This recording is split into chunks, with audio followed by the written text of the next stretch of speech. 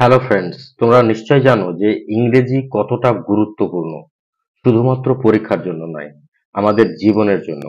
তো চলো, দা হিন্দু থেকে নো ইওর ইংলিশ এই পোর্শনটা খুব ইন্টারেস্টিং এবং খুব গুরুত্বপূর্ণ একটা সেকশন দা হিন্দুর, সেখান থেকে আমি তোমাদের শোনাই। Hello there, and how are you this morning? ওরে, তুমি কেমন আছো সকালে? What's wrong with you? তোমার কি হয়েছে? You seem to be in a cheerful mood this morning. মনে হচ্ছে খুব আনন্দে আছো এই সকালে। I have got a good reason to be in a cheerful mood. I got a letter from my cousin Rabi yesterday. আমার উপযুক্ত কারণ আছে খুশি হবার। আমি একটা চিঠি পেয়েছি গতকাল আমার তুতো ভাইয়ের কাছ থেকে, Robi. He is coming here next week.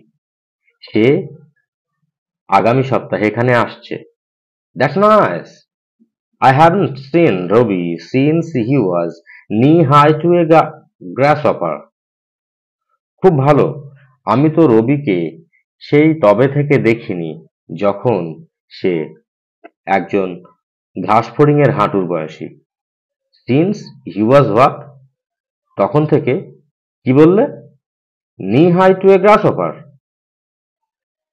একটা ঘাসফড়িংয়ের হাঁটুর বয়সী? It means short as and small as a child. এর অর্থ হচ্ছে একটা শিশুর সমানে ছোট এবং বেঁটে। I see. When I was knee high to a grasshopper, I was very cute. Can I say that? No. Why not? Because you could never have been cute. Your mother told me the other day she had nightmare looking at you. আমি কি এটা বলতে পারি যে আমি হাঁটুর বয়সী ছিলাম একটা গ্রাসহপারের?